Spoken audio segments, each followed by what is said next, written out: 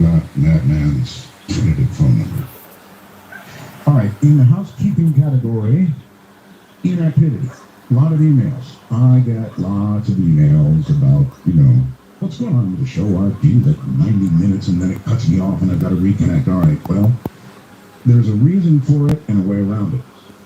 Number one, if you're listening to the program, you're cut off after 90 minutes, that means you didn't touch anything. So what I'm telling you to do is reach out and touch. Turn the volume up or down a little bit sometime during that 90-minute period. Then they begin counting again. You see, it's a sort of man versus machine thing. They know that man can make mistakes. Not machine, Greg. In other words, you might tune into the channel and then forget for 3 days that you've got your computer downloading, so they do that. And it will save you money and save them money because of streaming costs.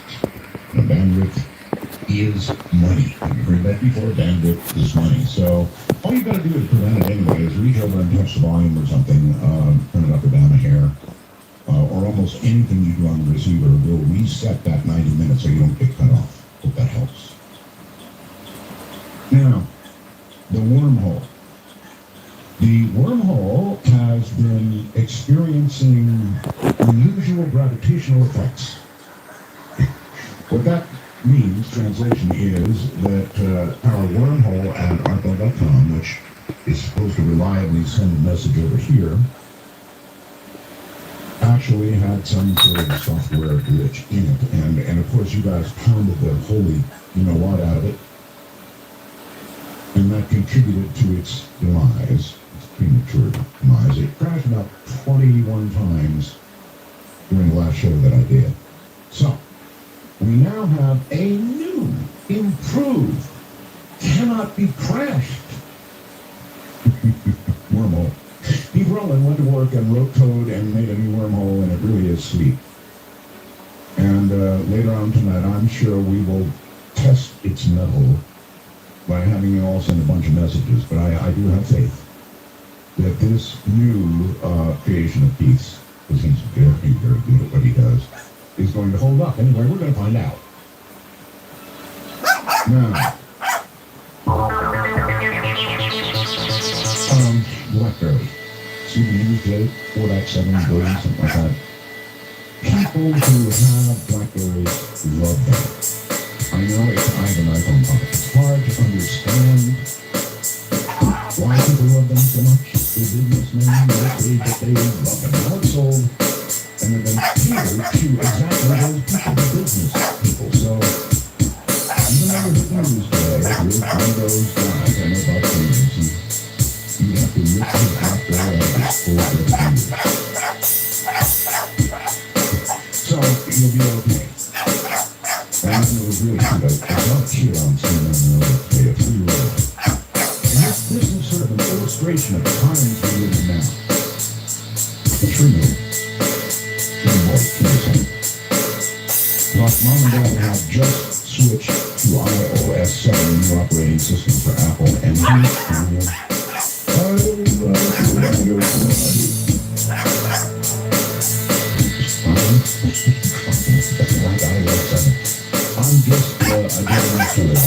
are doing it there.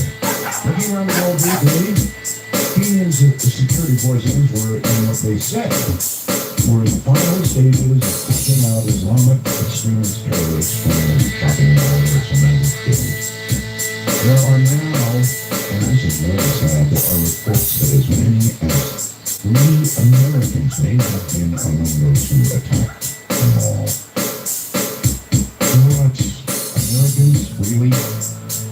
Iran's new prime minister is going to join talks with 16 nations trying to rein in the Islamic Republic's nuclear program related to the UN build-up. 30 large dolphins, each themselves in Brazil. We'll figure that one out someday.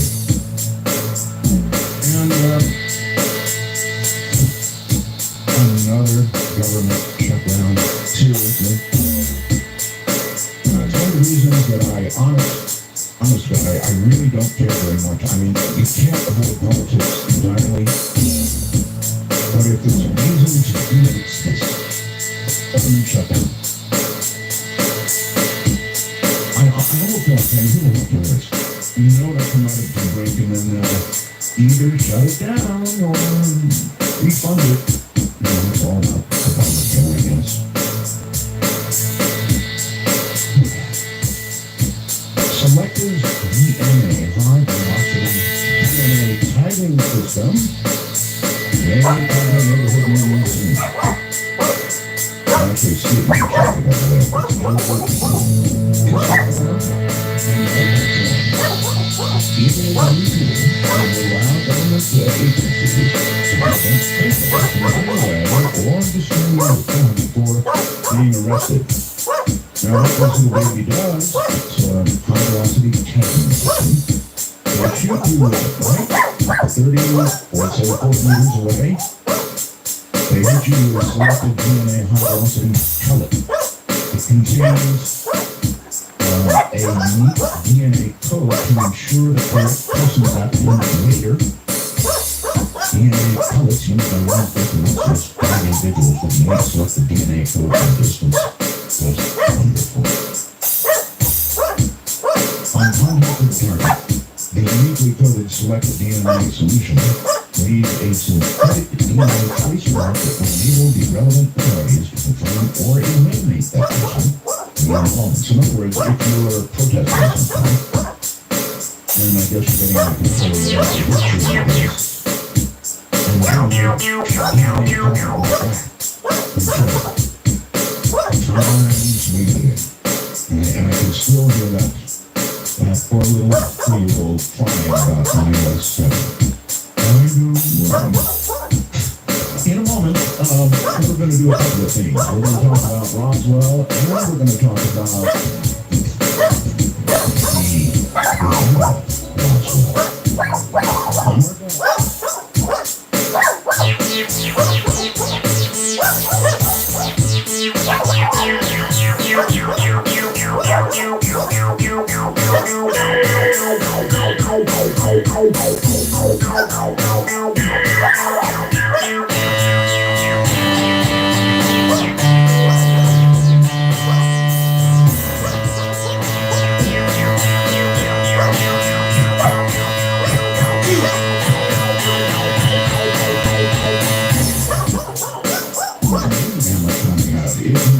deduct the commercial time, which is extremely minimal, and the be 3 or 4 hour show, you'll find out you're getting a lot of content. So it's kind of like we can take advantage of things at a little or a bit of a leisurely pace.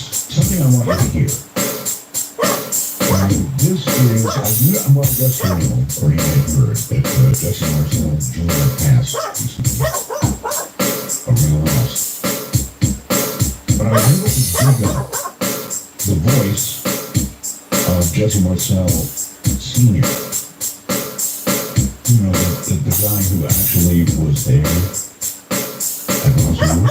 And I thought you'd be interested in a couple of things that he had to say. And it's worth pondering as tonight we delve into what could be in Nevada Roswell, or may have been in Nevada Roswell. Listen very carefully. This is Jesse Marcel Sr. Pretty interesting stuff. It began in Roswell, New Mexico. Near White Sands and Alamogordo, Roswell was home base for many early tests of atom bombs and guided missiles. Here, also, the practice of military stonewalling may have been perpetrated. The case began when Roswell businessman Dan Wilmot witnessed an amazing object over the town. His son tells the story. Office of their home, July 1957. Sitting out here, Dan looked up in the west and saw an object that came down and had lights blinking, and it was rather frightening to him, but he said all of a sudden it seemed to rock a little bit and started counterbalance itself, wiggle a little bit, and then seemed to settle down and take off at rapid rate of speed. The next day, reporters heard that the Air Force had found fragments of a mystery object crashed on a remote ranch northwest of Roswell. Excitement ran high until officials announced it was only a little believed. Jesse Marcel, in charge of the operation, now now tells a far different story. They just fixing the food. They had a whole flock of microphones there. They wanted to stop comments from me, but I wasn't able to do that. So all I could do is keep a mouth shut. And my general was the one who discussed phone techniques for newspapers. What it was, forget about it. There was nothing more than a flood observation balloon. Because we both knew different. Major Roswell had to keep something that was a good strategic position at that time. He was in charge of all security and intelligence on atomic tests in the United States and the Pacific. Roswell retraced his secret recovery operation across the hot New Mexico desert. So Roswell, when I was about 4 o'clock in the afternoon, you can see it is very much like just where the rest of that we had to follow a rancher out there. Our site was so remote, it took an entire day to do it. I saw it morning, we went out to the site for that. And what I saw, I couldn't believe there was so much of it. It was scattered in such a vast area. So we proceeded to pick up as much of the debris as we could, loaded in a wagon. We filled that up. It took us a good part of the day to do that, because they're such small trucks, and we had to do a lot of picking. We found a piece of metal, about a foot and a half to 2 feet wide, and about 2-3 feet long. Felt like you had nothing in your hands. It wasn't any thicker than the foil on the spectrum. But the thing about that, got me, it was a big little head that you could invent it. Even the sledgehammer was about there. So, I had been sleeping all over the world. I don't know what it was. There was no evidence of Peter Brown declassified the documents.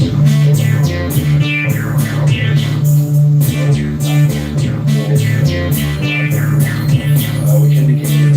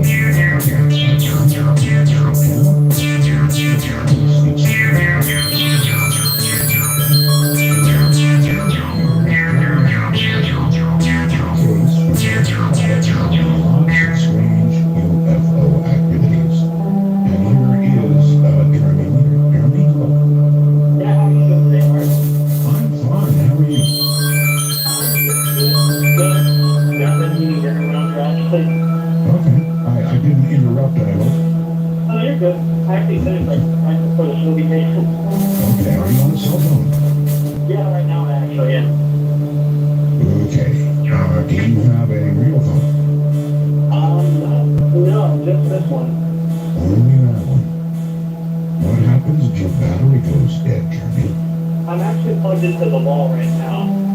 All right. Right next to the computer, if I go up. Well, we'll hope for the best. It's hard to know where to begin because I hate to say this, and I appear ignorant, but I never heard of the Ely crash.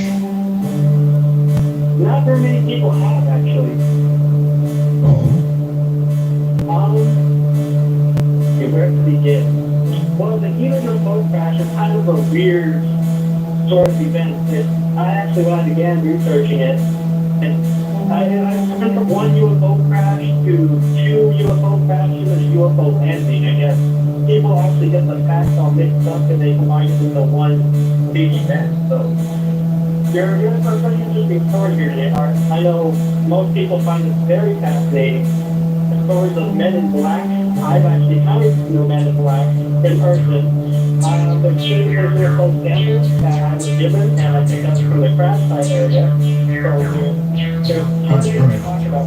for those who don't know, how big a town is Ely today? It's between 2,500 and 10,000, depending on who you talk to and who you ask. I think Virginia is at 3,500.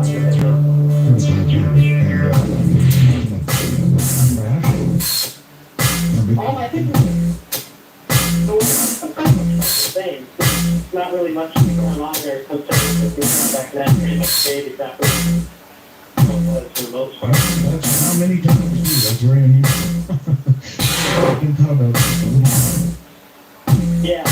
They take three reports about a handful of communications. I don't think there's any big neighbor in the apartment or there. It's small. Graphic.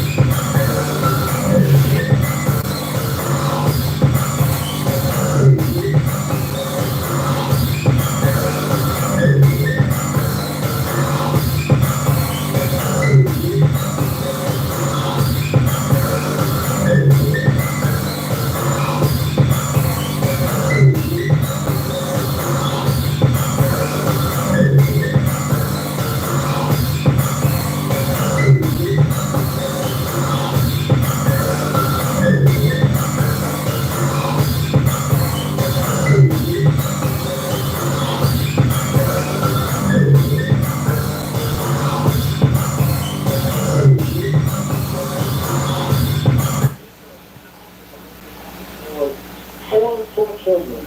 They're ages, I think, 4, 6, 8, and 10. That's all 2 years apart. 2 of them were, one was a brother, one was a sister, and the other 2 were friends. Just like they're friends. They lived at the base of a mountain right outside of town. I don't know if they want me to give away the exact name of the mountain right away, because people are going to go out for the mountains and try to find something. I'll get into that in a little bit. Well, this mountain is of beauty. And people live on the base of this mountain. And there's a big, giant boulder in the center of the mountain. And I guess all the townspeople back then and nowadays, they go up to this boulder and they, I guess, hang out. Some people go up there and drink beer, or people go up there and just teenagers hang out, that sort of thing. Well, these kids were up on this mountain, their house at the base of the mountain. They were deep in this mountain and they were playing. I don't know what they were playing, but I guess they were just playing around. And the sister, I told 3 of them were girls and 1 was a boy. The boy is now deceased, but the sister was the original one in contact. I was talking to the sister, and she had told me that girls in playing, her brother was tearing off. He took off running very fast and didn't look, I guess it was like in the hysterics, crying and running away. They didn't know what he was running from. And the next thing I know, I guess the woman said that one of the other girls took off running fast short from the same direction the boy had been from. And I guess she said that she had turned around for this big boulder, and on the opposite side of this boulder, she said there was something, it looked, she said that they called it something rubber man. I'm sorry, again, please. They called it what? Something the rubber man. Now, Thumper I the don't know where that name came from, but it was a robotic-like creature, a robotic being. She said that it was either metallic looking, see the reflection of the rock on the tree, or the whole body. She said that it had at least one of the arms of the picture. I told her like Bobby the Robot, and she said, yeah, kind of like Bobby the Robot. But whatever the thing was, she said it was either walking fast or it was running, but whatever the thing was, it chased all four of these kids off the mountain and they ran into their house. Whatever the creature was actually pacing around their house. And she said that one of Now, is this thing large? Tall? she said that it was about the size of an average man, so about 5 to 6 feet tall. It wasn't, But it wasn't, pincers. she said it had at least one pincher. I said it had it on both hands. I know that she said at least one hand. Okay. Whatever the thing was, I guess they ran into the house, and one of the little girls actually fainted. Probably got to the hospital eventually, sometime throughout the day, because she was having problems with breathing and was having heart problems because she got so scared at seeing this thing. And apparently they called the police, and the police went out to the house, and they never found whatever the thing was. I guess I went back into the forest, but here's where the story gets more interesting. It's already, hold on a second. It's already interesting enough now. You said the police became involved, right? Yeah, the police showed up on the property. So perhaps, with luck, there's some sort of police report that was found? Well, I went down to the police station and tried to get police reports. They told me that supposedly they couldn't access the reports that were that old, which I think, I don't know if they can or they can't. I know of other researchers that have found older reports than that, but... Yeah, a local police station, maybe not. That's an awful long time ago. Well, apparently... And so that we're, hold on, so that we're clear, what is the exact date again of the crash, please? July 7th, 1952, which is 5 years to the date after Roswell. Yeah, isn't that interesting? Same day of the year, huh? July 7th. Oh, yeah, 5 years later. Wow. All right, so no police report. Nevertheless, the police were there. One child ended up in the hospital. This is really quite a story. That's quite a story. And how substantiated do you feel, Jeremy, all this is? I think that it's way underlooked, and I think the whole case in general should be talked about more, and more people should know about it than that do already, personally. Well, based on what I've heard so far, I would agree with you, yes. It sounds like a big incident. You have creatures, you have alleged aliens, people scared, the police, hospital involved. I guess we're getting to get to the point where I'm wondering, now, I'm sorry to be coming ahead of you, Jeremy, but I looked all this up on the internet before I had you on, because I wanted to see what sort of story I was getting into, and I did find a YouTube piece, which by the way I sent Ian, it's up on artfelt.com if you want to see it right now. And indeed, there's been a local investigation, and when they first looked in the newspaper archives, suspiciously, the day in question in this newspaper was missing. Well, most of them were there, but the day in question was missing. Now, they did go to, I guess, some microwave backup or something and found a newspaper for that day, but it didn't reference any UFO crash. Am I right? Yes, because the actual date is in July, and the internet said that I think it's August 14th or August 12th. It's actually a month before that.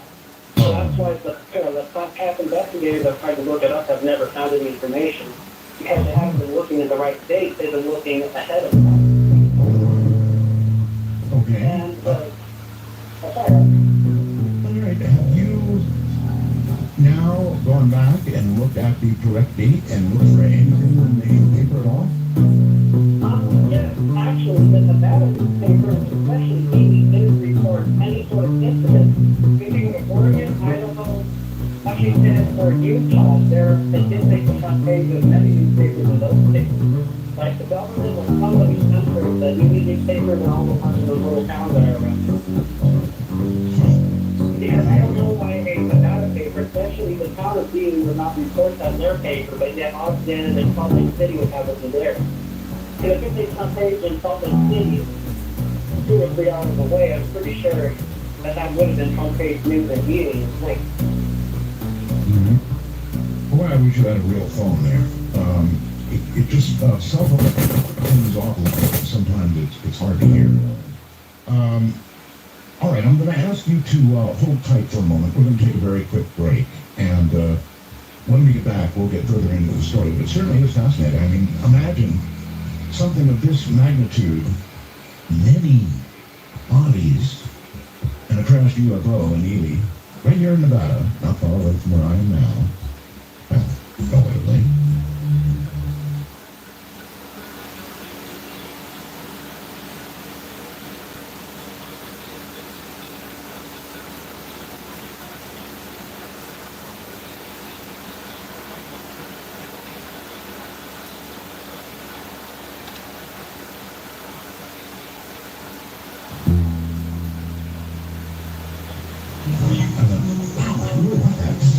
And of course I obtained it and then pretty much listened to it until my ears bled. That's the only way I get a song out of my head. Listen to it, couldn't do it. That's why I see blood. So my guest is Jeremy Leader, and he's talking about a UFO crash in the Ely, Nevada, right here at home. And it's incredibly fascinating stuff. I mean, really good stuff. But that cell phone connection he's got is absolutely awful. See what we can do to get through it. With regard to the wormhole, let's see, David says, the wormhole's a nice idea. But he says, do not expect to return. I don't see how a reply. It looks like a one-way street to me, in which case an expectation lies erroneous. I should say replies are not possible. Well, wrong, David. What do you think you just got? That's a reply, so wormhole. I mean, feel free to test it, folks. Blast it a little bit, send me messages. Send me questions for Jeremy, and we'll see if it holds up. I'm telling you, last week it collapsed like crazy. Now, he coded all weekend.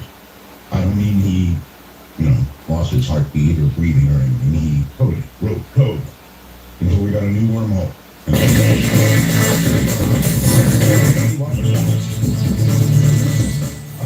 Now, question for you, Jeremy. Did my producer ask you if you had a landline phone? Yeah. And you answered what? I actually have my cell phone at the moment. Yeah, I understand that. When he asked you if you had a landline phone, what did you say? I just said, because he asked me if I had a neighbor that I could go use their phone. I said, no, I didn't. I see. Okay, well, it's really tough on the air, Jeremy, because what you're saying is really fascinating stuff, and I'm going to try and continue with you here, but it's, cell phones are just not the way to go for an interview. That's why we talk about landline phones. So let's keep going as we can anyway. The actual crash site itself, Jeremy, you said it was overlooking the town of Ely. So obviously it's on a hill, up on a mountain, whatever. Is Well, I'm not going to crash site. That's where the living entities were recorded. The actual crash site's a little bit further away. Like a little bit further down. All right, well, it's been a long time. I don't think there's a lot to fear in people going out there. Can you tell me where the crash site is specifically? The actual crash site is outside of town of Ely, close to a town called McNeil and another smaller town called Cherry Creek. And the aliens being, this is my theory, they probably came through the mountains of the wood. And that's what the describe it for you listeners is there's flat land. And at the base, these hunters go over to the base of the mountain, and that's where the mountains start, that's where the forest begins. And there are two crash sites. There's a southern one and the northern one.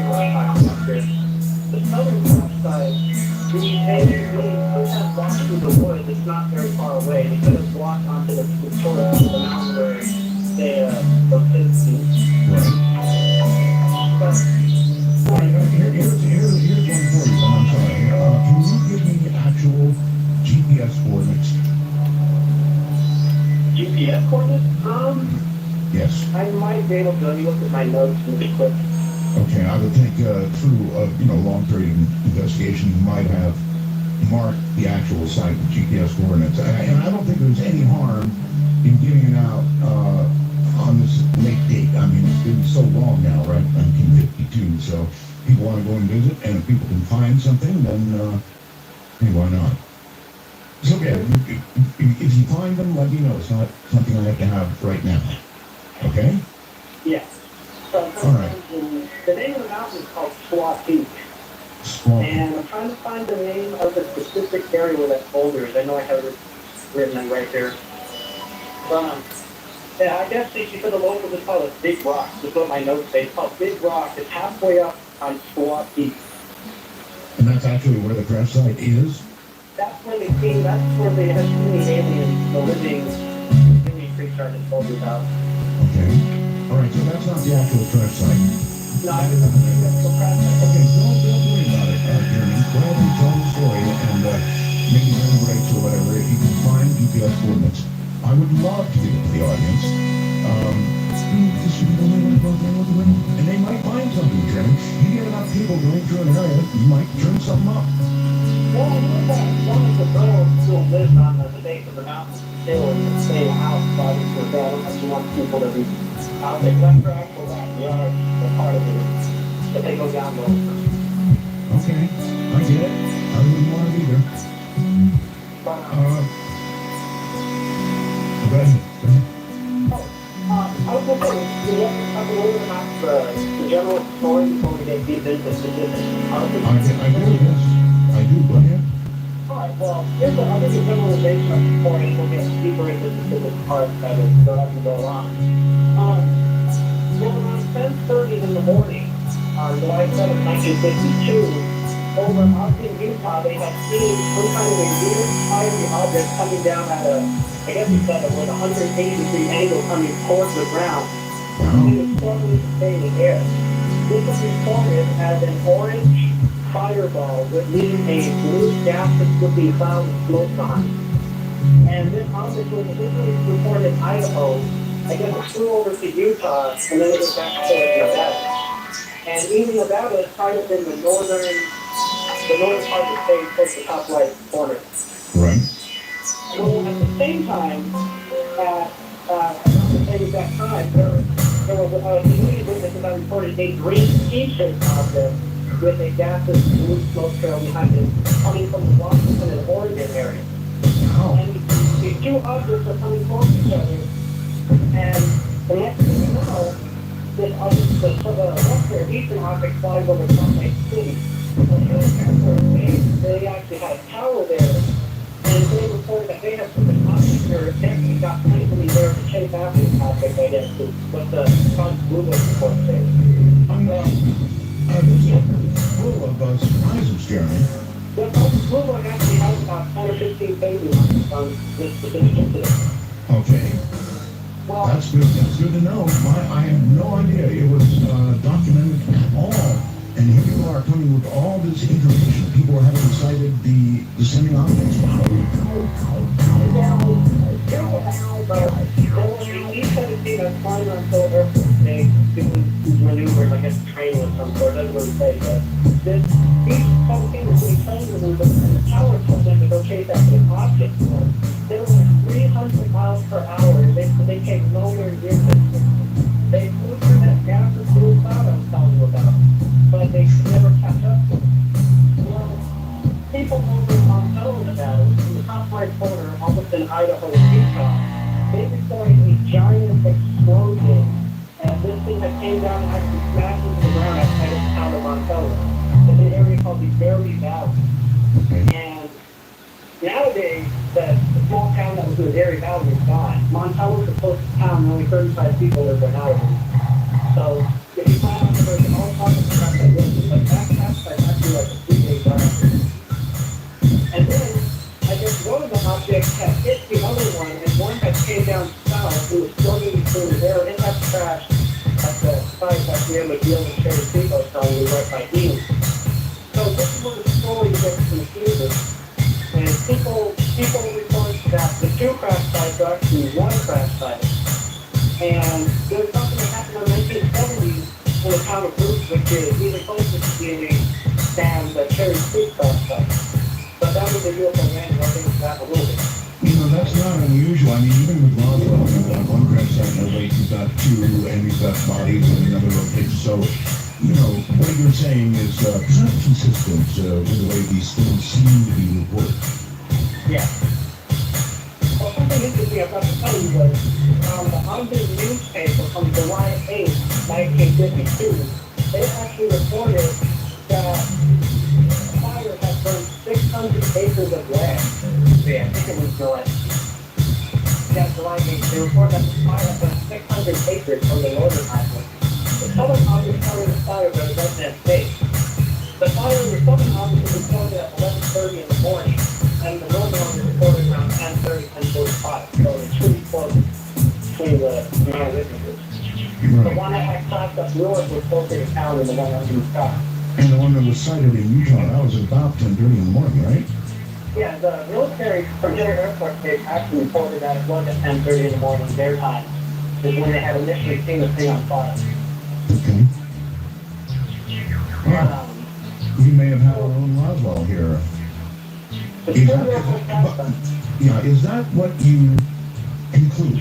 After all your investigation, you conclude that what happened here in Nevada and Healy was in fact a Roswell for Nevada? Definitely. I have full related bodies to the southern crash site, but the northern one, I don't have any stories of bodies up there.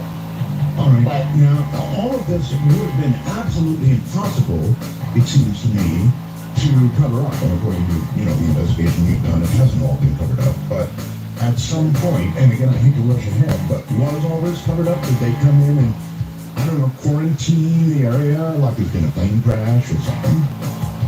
Well, I'll start with the northern crash site started. The northern crash site actually volunteer firefighters who had it on photos came up to the crash site.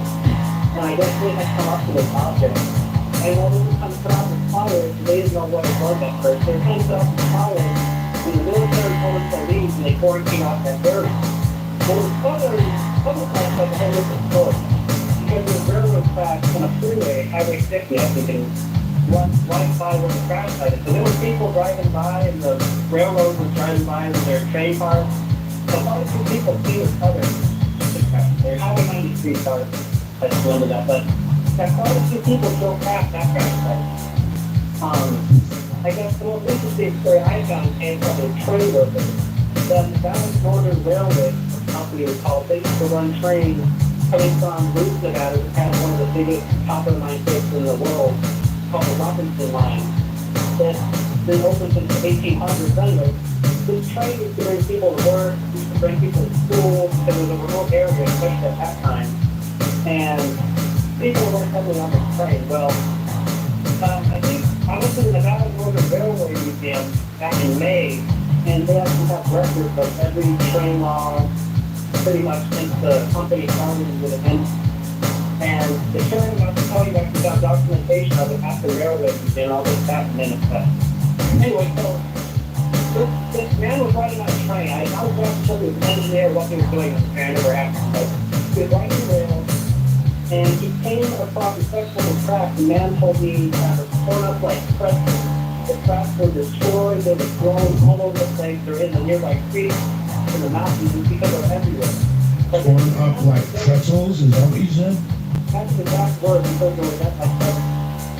Bent like pretzels. Wow. Imagine what it would take to bend a train pipe. Imagine what it would take. Oh, yeah. Well, they then stopped this train. That's from a different time, I guess. And I guess because when they stopped the train, they didn't know what had happened to the rails. So I guess if they look off to their immediate left, up on the face of this mountain, they had seen where this object, even though it was at this point in time, but the UFO had come from the sky, crashed through the ground, and screamed into the small brush and small trees at the base of the mountain. And he told me that the thing was still smoking. It had just happened. This was around noon, by the way. It was 12 or 12:30, so it had just happened recently. And he said that there's objects out to the tree. And I guess whoever was in charge of the train for them to stay put, not to move. Well, some ranchers had come from that Duck Creek area, the rancher I was telling you about. And they had gone out of the land, and they were all climbing on top of the UFO, picking up small pieces off the ground and whatnot. Really? This is what the man told me. And this is exactly what the tunnel was sticks to the story. All right, well, I'm sorry. Again, I'm going back to that YouTube investigation thing. You know, they looked through Ely and talked to the population of Ely as best they could. They couldn't find anybody who could relate the kind of stories you're telling. I mean, my God, if you had climbed on top of the UFO, you, your son, your daughter, your wife, everybody connected with you would have heard that story because you'd be telling it like crazy. So it would be there for generations to come. Well, the thing about the Ed Pierce's from Cable LD, New Golden Reno, is like the backstory that you're talking about. Right. He actually had the 1970s and the 1952 crashes for the UFO combined with the launch. And the people he's talking about, he's asking about things that happened over in Bruce, Nevada. And I guess the townspeople didn't know nothing about it. And there's a small town called Eureka, which is up in that area. My grandmother lived in Eureka, so you kind of have to get into the community or know somebody's destination. Right. So it's probably about 3 or 4 trips before they opened up the gate, started telling me. Because the first couple times I went up there, I was told there was no stories available, that no one had seen anything. But once I started telling them about my grandmother lived up there and I visited there all the time, and Right. I'm sure I was curious about the whole incident. They started opening up to me about it. That's remarkable. We have to go to all the small towns up there too to get the information. So there were, if there were people actually climbing on a UFO, or what was left of it after the crash, then there must have been some descriptions of, I don't know, its shape, its size, its texture, its whatever. Well, that's the people that see the UFO. I only talked to one woman because most of the people, they have to they don't tell you anything about their name. Because I guess the men in black and the military was there harassing people to get their names. So a few people that know the names, they will not tell you. But anyway, so with Nancy and others, I see 10 people climbing on this UFO, and I guess most of them were managed to get away before the military got back there. So I guess the object, he said it was silvery, but he said it looked glistening, like it was wet. Like whatever the object was, he said it looked like the tap's water, like dripping off it or pouring off it. I don't know exactly what that is, but it's just moisture from being in the atmosphere or whatever. But he said that looked liquidy, and it looked very blue. He said you couldn't see a dent in it, you couldn't see windows with no sort of markings on it or anything. An interesting way to describe it. He said smooth and liquidy. That's the exact term. He said it looked glistening, almost as if it was wet or it had water pouring down the side of it. But the guy also didn't get out of the train to go walk up to it. But Exactly. the woman told me the same, the similar description. She said I was climbing on it, it was slip and fly, almost as if it was covered in a type of fly. But, so, where the object had crashed, I'd like to tell you nowadays, there's no plant life, there's no nothing erosion barrier where this thing had hit.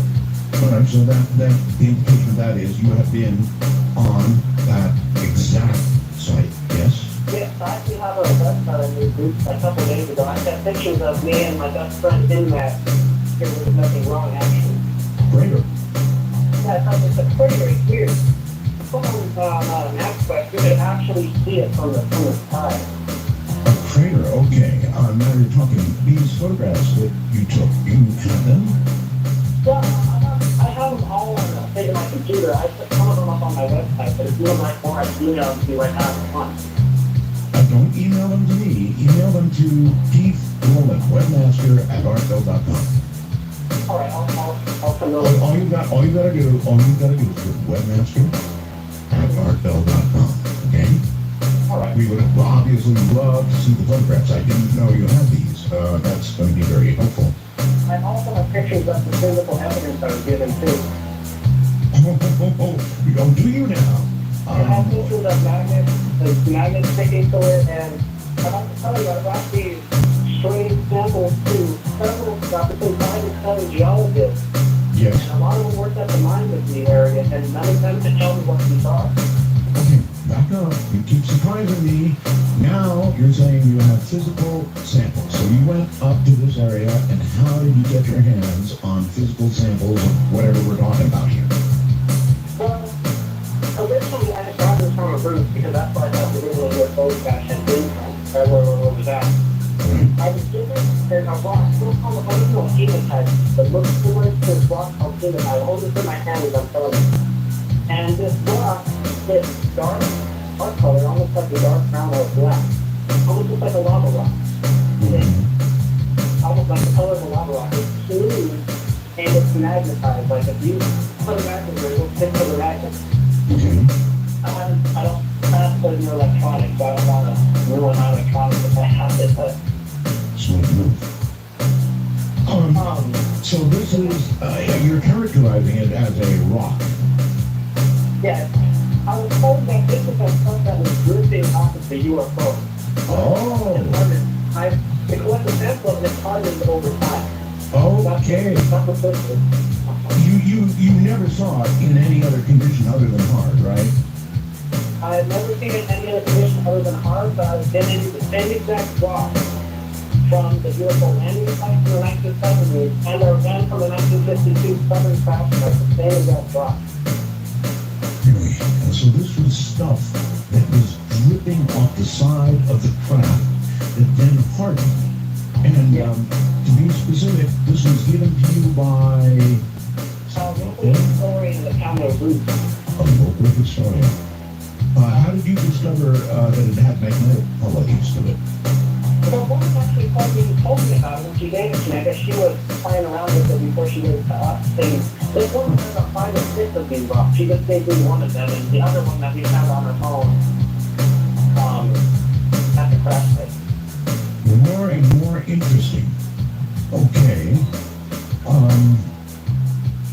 Now you did say a little while ago, at one point, before the military came, I believe is what you said. So the military did eventually get there, correct? Yes. Anyway, so the people are playing around on this UFO, Yes. and I guess he said after about an hour or two, he said they could continue the train. They had no idea what was going on. I guess at this point in time. Well, he said that eventually several military vehicles, he didn't say exactly what kind of vehicle, but he said that military vehicle with military had driven up to the site, and they told everybody to get off of the train for driving them back to Ely. But he didn't exactly say where they were going to take them to. So they took them to Ely to the police station of all places, and he said they were interrogated by these people. So, he said they do not know what happened to the train. There's no record of the train ever arriving in Ely or the town of McGill, which is the next big train station going north. And north of that is a town called Copley, and it wasn't ever reported to be there either. So, anyway, I told you that going to the Nevada Northern Railway, which was right through the heart of Ely, and we were looking at the whole report from the train conductors and from the engineers and all that. Well, we have found a report that says that a train was going towards McGill coming from Ely. And they said that this train, one box from it derailed is what this one report says. It says nothing about a UFO, but it does say that 48 feet of track was damaged. And the museum, I recall the curator or the head honcho at the museum, Sean Pitt, he was very surprised that this had happened. But he told me he had never heard of any tracks being damaged in that sort of length or that. I guess he's been there for years and years, and he's never heard of anything similar to that. Anyway, the track point is 15 foot section. That would be what, like 3 or 4 sections? Sure. Something like that. The 3 or 4 sections of track was damaged. And it doesn't say what happened. It's kind of the same exact word. People were taken off the train by an official. It doesn't say who, this is an official. They were taken off the train and brought back to Ely. Well, let's see where they were brought back to. They were brought back to the train station. And everything that happened to the train has been the arrival part of the log. Everything that arrived has been it left. So, I wonder if they were taken back to Ely and put in some sort of auditorium type atmosphere and instructed that they had just seen nothing. well, the thing about the train didn't get into deep detail on what exactly they were questioning about. He told me this question because I was get kind of scared when I started mentioning that I was going to be up there in a few weeks and I wanted to talk to him. So the guy got kind of scared. But, so anyway, we found documentation at the railroad. We could basically send word for word what the guy had told us on the phone related to the UFO crash. So, anyway, I was not securely at the museum. How did I didn't know. I said, how do you move a train? How do you move a train, or what's the process? So he said that there's two ways. You can either take a giant plane from another train on the track and move it physically, like pick the whole thing up and move it. The other way he said is that you have to take the train apart into several sections and then transport it that way. Well, Either way, it would have been a really big deal.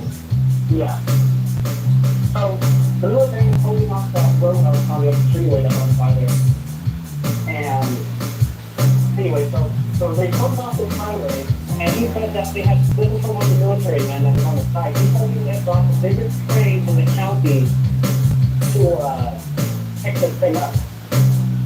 So it's a pretty big object. They have the biggest train in the country, taking that country in the county, and this thing I could do what kind of train it was or how big it was, but obviously it's pretty big.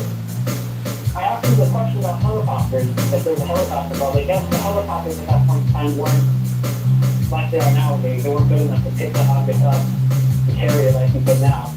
Right. Anyways, I guess they put it on a giant flatbed truck and they drove it south. It is actually saying where to the south, so I know Area 50 works to the south. I guess maybe they could have got it there, but... That would be a logical, that certainly would be a logical place to take the rifle field site. I guess the Jeremy Meter, and he's got an awful lot of information about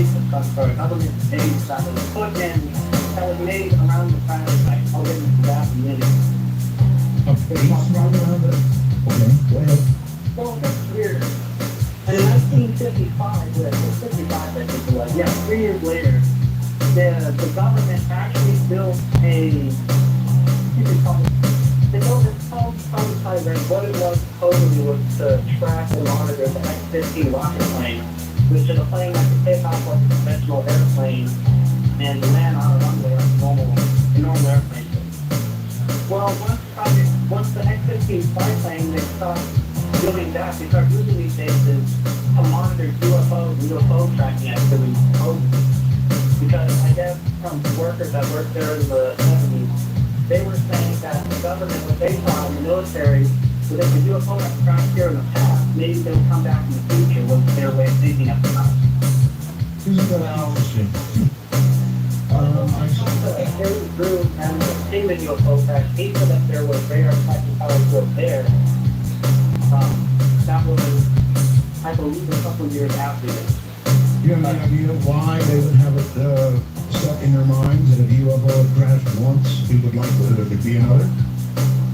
Well, I guess, yeah, they thought that if one UFO had been there had been another, so there would be another. They were thinking this because, I guess in the past, I don't know if it was Roswell or something, they were just every UFO activity to be area where another UFO had crashed in the past.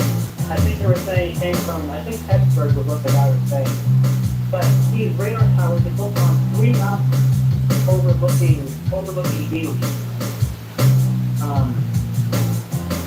Swampy, ironically, is where the main station was put, where they were seeing the aliens on the mountain overlooking the crash site of the Sunday crash site. So, I don't know if that's a coincidence. I kind of think that, but Okay, you said that you have had run-ins